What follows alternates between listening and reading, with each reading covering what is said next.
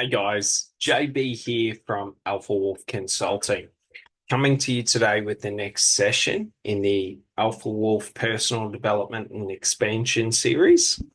And this episode is going to, or this talk is going to follow on from yesterday's talk, which had to do with understanding emotions and how to redirect our emotions and associate new meanings and sort of understanding the foundations for how we, determine the emotions that we want to feel and things like that.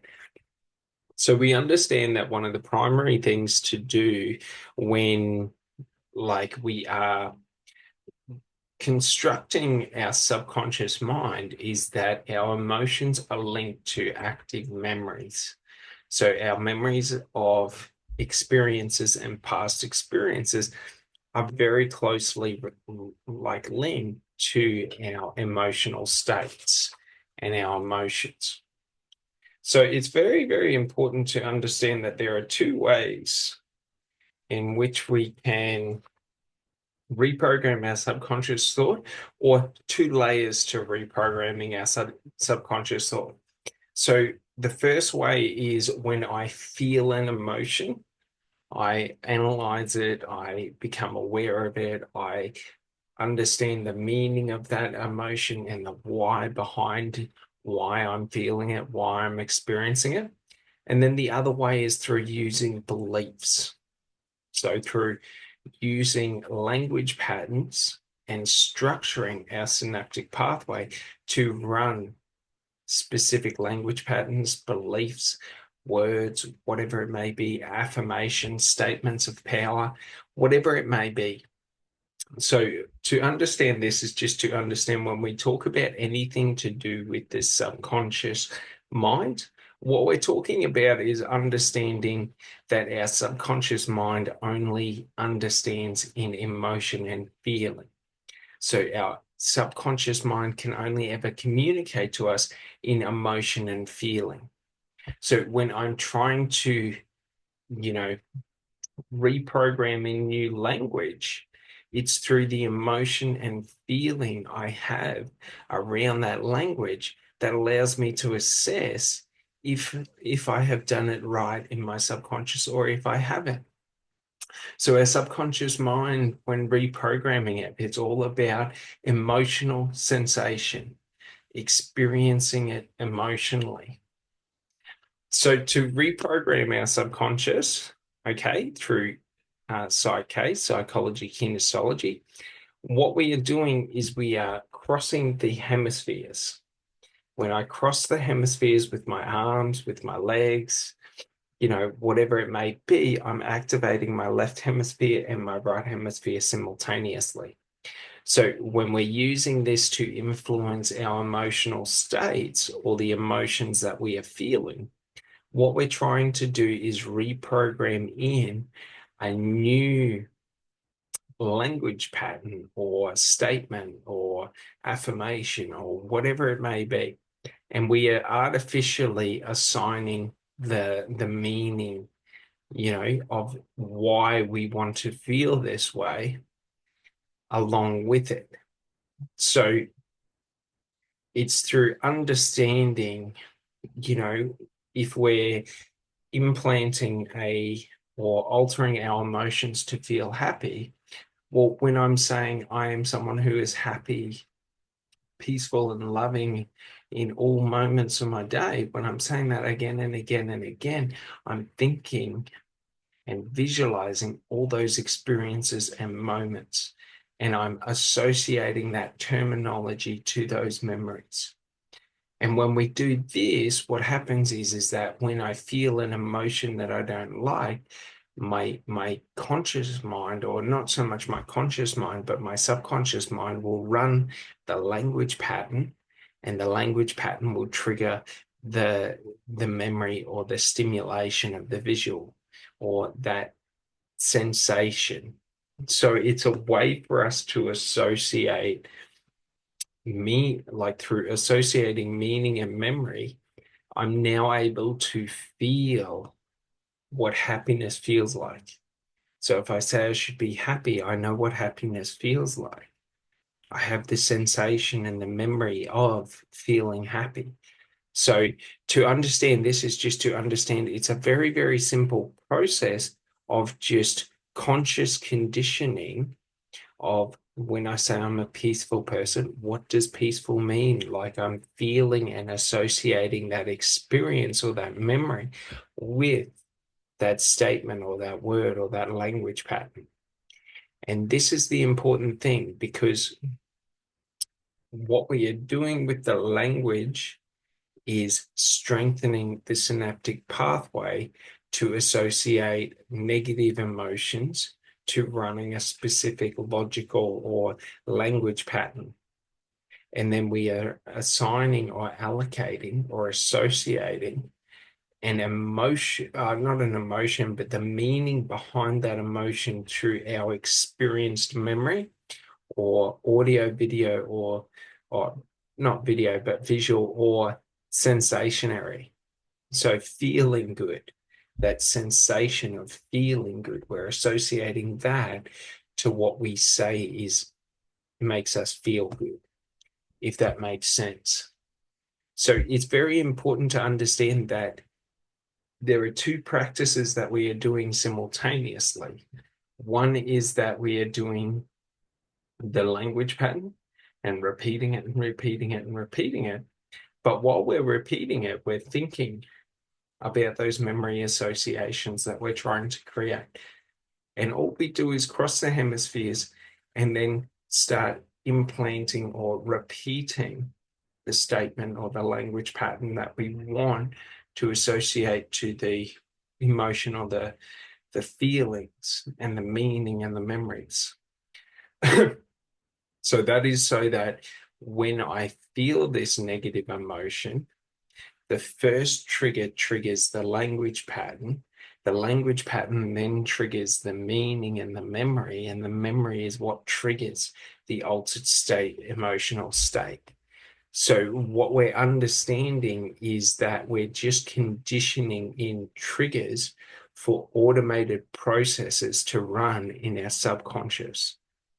So that when I feel insecure, okay, I'm not just feeling insecure, but as soon as I feel insecure, that language pattern runs, the emotional or the meaning that I'm feeling is dictated and the memories are given to me. And then that shifts my emotional state from being one of feeling insecure to feeling happy.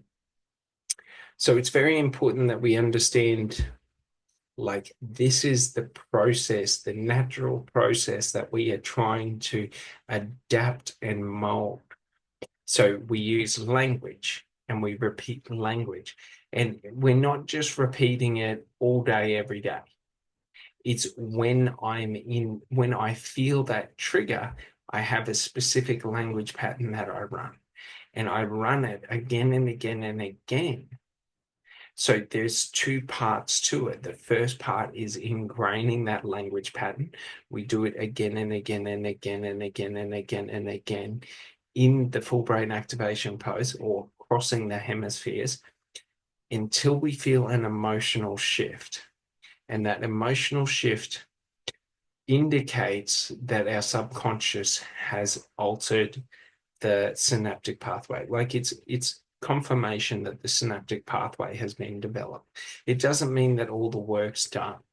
So what we now need to do is we now need to consciously trigger the language pattern when we are in those environments to now associate the language pattern to those, emotional states or the environmental stimuli or whatever it may be. And that's the important part is that we are ingraining and training, but now we have to go out there and we have to actually do it. So embody it. And that's where the slight difference is between us just wanting and wishing for better. So me saying I'm a good person, I'm a good person, I'm a good person, and then in the environment, I don't act like a good person. In the situations, I don't act like a good person. So we just understand that if I want to reinforce and lock in the behavior or the synaptic pathways that I'm developing, I have to enact them in the environments or in the emotions so that I associate the emotion as the trigger. So the emotion becomes the trigger for it. If I just build the trigger, who knows when it'll fire? Maybe one day, maybe never. So I have to associate the trigger to a stimulation. So an event, a circumstance, an emotional state, whatever it may be. So maybe I trigger when I feel sad or when I feel lonely or whatever, negative emotion I'm feeling. Well, once I feel that, then I run a different language pattern, which alters the meaning of what I'm feeling to something that is positive through memory association or through past experiences. So when we understand this, we just understand the simple process that what we are trying to do is simply take a conscious behavior, ingrain it into the subconscious, so automate it, okay, and then create automatic triggers that instigate or initiate that behavior so that we don't have to consciously initiate that behavior all the time. It doesn't matter what happens in the environment, okay? We essentially, it doesn't really matter what happens in the environment because we don't have to monitor and manage the environment because in certain situations we know exactly what is going to happen. And then it's just about managing and monitoring ourselves in the environment, not monitoring the environment, but monitoring ourselves in the environment. And that's the difference between us trying to control the environment and becoming in control of ourselves within any environment. Is that I do not control anything outside of me. I only control what is within me.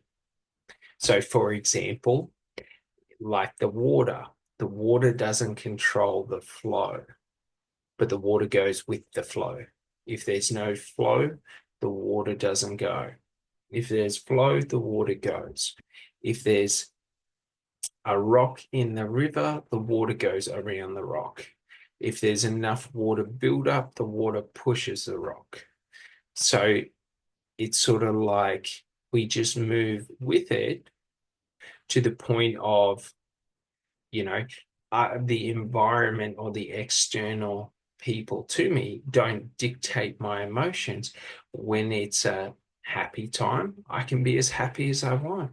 If it's a sad time, I can be sad. Do you know what I mean? Like I can feel sad and then shut it off and move on.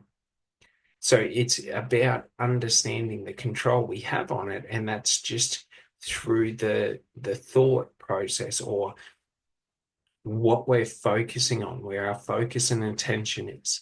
If my focus and attention is always on feeling sad, I'm going to feel sad all the time. So we're not trying to, so to speak, pick up the water and move it into another river. We're simply just like diverting the river from being one of sadness to merging into one of happiness. And at a certain point, we become happy.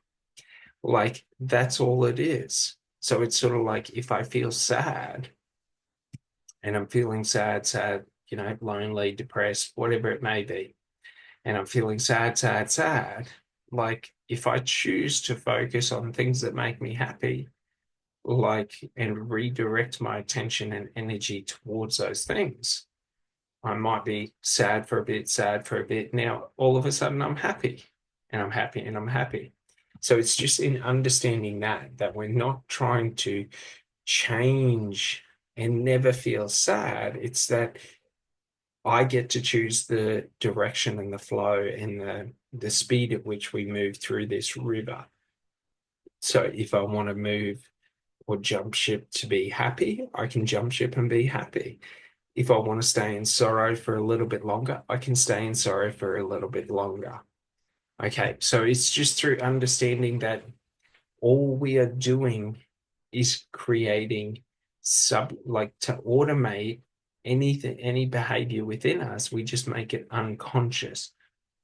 So to make something unconscious is simple muscle memory. When I lift a bicep, when I lift a weight in a bicep curl 1,000 times, my muscles remember every movement that it does. So if I do something again and again and again and again, my mind automatically knows how it's meant to be or the most effective way for it to be. So the more I practice controlling my emotions and dictating my emotions to myself and creating, emotional stability and state management, like the easier it becomes to naturally control it. The more control I have, the easier it is for me to control myself. The more chaotic and less stability there is. So if we think about it like this, it's like working out 6 days a week, 365. You know what I mean? Like all year for 12 months, you work out 6 days a week. And then there's another person who works out once every week or two. Depends on how they feel. But the person that works out once does an 8 hour session, and the person that works out every day does a 2 hour session. So, like, the difference is in the conditioned response. So, the person who works out every day or 6 days a week for 12 months will have a far greater understanding and comprehension of not just the muscle movements, but the purpose of it, the different durations, and all of this. Whereas the person who comes in once every week or two, even though they do a large amount of work, it's not enough to build like proper muscle memory. So what happens is that there's an acclimatization period where you're relearning the movements and sort of feeling a bit rusty. So the thing we just got to understand is the more we expose ourselves to controlling our emotions and measuring our states, so our emotional states, and understanding why we feel emotions and being able to see the triggers before they're presented to us, the more we do this again and again and again, day in, day out, doesn't matter, if we're going through and measuring, like monitoring our emotions in highly chaotic situations or mundane situations. It's the activity of doing it which builds the muscle memory, which builds the synaptic pathways, which makes it easier to execute in heightened times of stress. So when we understand this, we just understand that it's the language that I repeat to myself all day, every day, all day, every day, like the use of the language. Okay. So the meaning of the words, are the words positive meaning to me or are they negative meaning to me? Okay. So, like, for example, like some people might see profanities as being negative words. And when they're used or they hear them, they feel negative. Some people might see them as positive. It doesn't really matter. Like it's our own personal bias and association that we're assigning to what is positive, what is negative. So there's no overarching truth of what is a positive word, what is a negative word. But what we're doing is becoming aware of the meaning that we individually put behind each of the words. So, like, for example, if failure means negative to me, if I use failure in a sentence when speaking to myself, when failure is said, a negative emotional response is felt. So we just got to understand that when we positively associate words or the meaning behind words, like they mean a positive thing to us, they will elicit positive responses or, positive emotions. When they have negative, they will basically, draw out of us a negative emotional response. So we just got to understand when we say reprogramming or constructing the language, it's constructing language that only makes you feel positive. So using words that are positive to you. Okay. And then disassociating from any words that feel negative to you, or reassigning the meaning of those negative words to be positive words. Like, for example, failure can mean, losing. Failure can mean learning. So maybe I reassign failure from losing to failure meaning learning. So every time failure is in a sentence, my internal dialogue understands learning. I'm learning this time. I'm learning that time. I learned. And what we're doing is we are reassigning that meaning, okay, to now be one of a positive incantation, not incantation, but a positive note, so that all of the language that we use to ourselves conveys a positive understanding. So when I say I love and respect myself, those words are empty until I assign meaning of what does, what do I mean? What does love mean? What does myself mean? What does to love myself mean? Like I'm creating all this additional meaning that influences the positive emotions or the negative emotions. So if I focus on, positive feelings to words and positive emotion and assigning positive memory and positive meaning to a word, I'm increasing the positivity. If I'm associating negative meaning, stress, all these different negative emotions, negative memories, I'm creating a more powerful negative association to that word. So that word will evoke more powerful negative responses from me. And the same is if I do it on the positive side. If I take love and I go and I assign all this additional meaning and memory to love, then when I say love, I'm getting this much larger positive sort of emotional response every time that I say it. And this is how we alter and shift our emotional states, is by understanding the power of the meaning that's behind it. But the meaning is only understood through memory of experience. So the language patterns that we reprogram into our subconscious mind are the triggers for association to meaning and memory. All right. Well, this finishes off understanding emotion and how to reprogram, your emotional states and create emotional stability. So I'll see you on the next one, but this one's been really fun. Thanks so much. Bye.